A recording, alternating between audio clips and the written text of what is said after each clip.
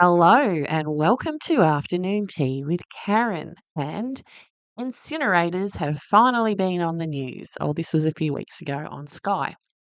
There's one going down the road from me in Laura, which is how I became interested and found out that there are 25 of them going around Melbourne.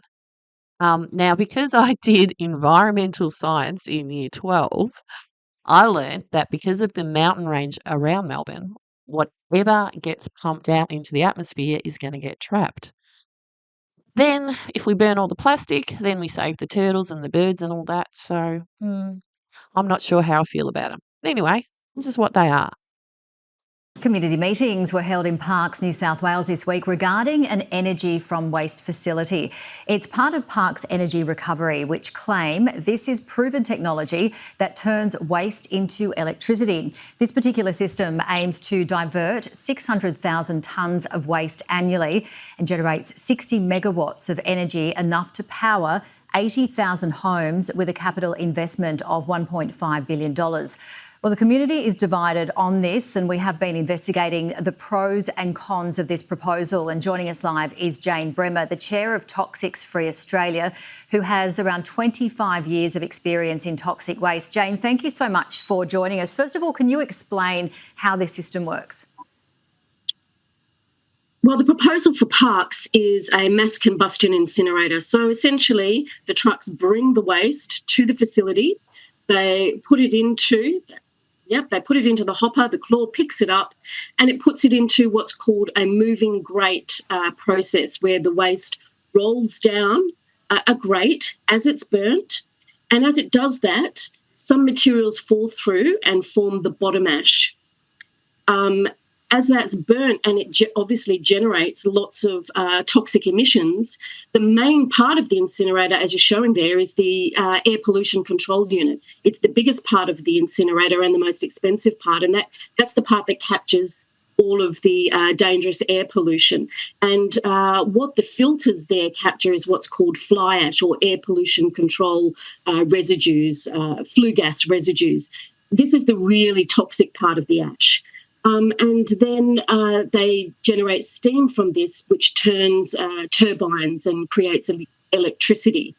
So there are, yes, while the waste goes into the facility, is mostly destroyed, all it's really doing is reducing that volume of waste down to a quarter of its original volume. And what's left is really highly toxic ash.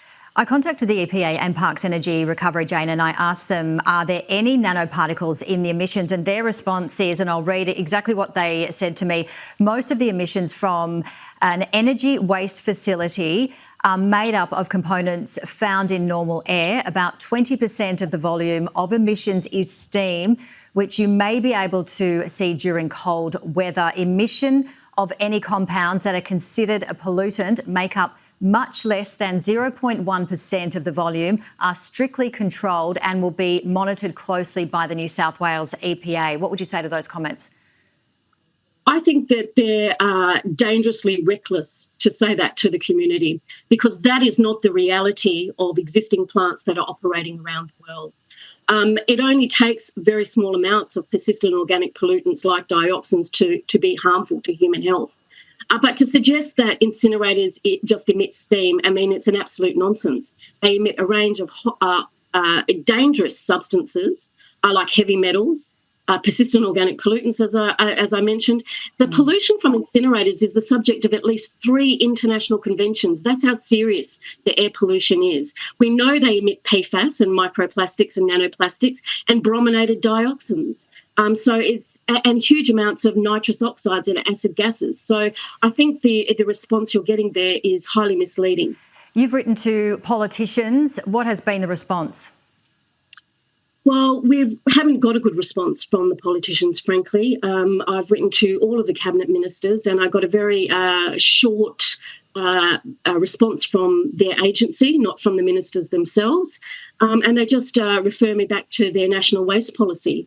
Now, there's a big contradiction in policy here in Australia. We've got the federal government acknowledging that waste-to-energy incineration is not part of a circular economy, and yet we have the states enshrining waste-to-energy policy waste to energy incineration into their circular economy policies and their legislation, and rolling out a massive waste to energy infrastructure program. So there's a big inconsistency between what the federal government's saying and what the state governments are doing. Yep. And this is leaving communities in a really bad situation. They've been banned from other parts of the state. We're running out of time, unfortunately. They've been banned in the ACT. We've got a graphic to show our viewers about a petition from Chris Bowen's election, the Ministry for Energy and Climate. There we go there. Stop the Western Sydney incinerator again. So why are they banned in some parts of the country and not others?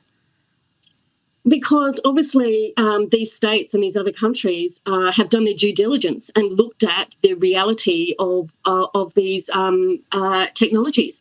I mean, what the companies say they emit isn't matching what's being found in the environment. And across Europe, they're finding pollution widespread around these plants.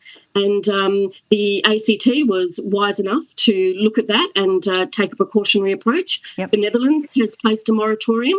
I mean, this is really an industry in decline around the world, and they're looking for new markets, and they've come to Australia. So correct me if I'm wrong, but do these projects emit more emissions than coal?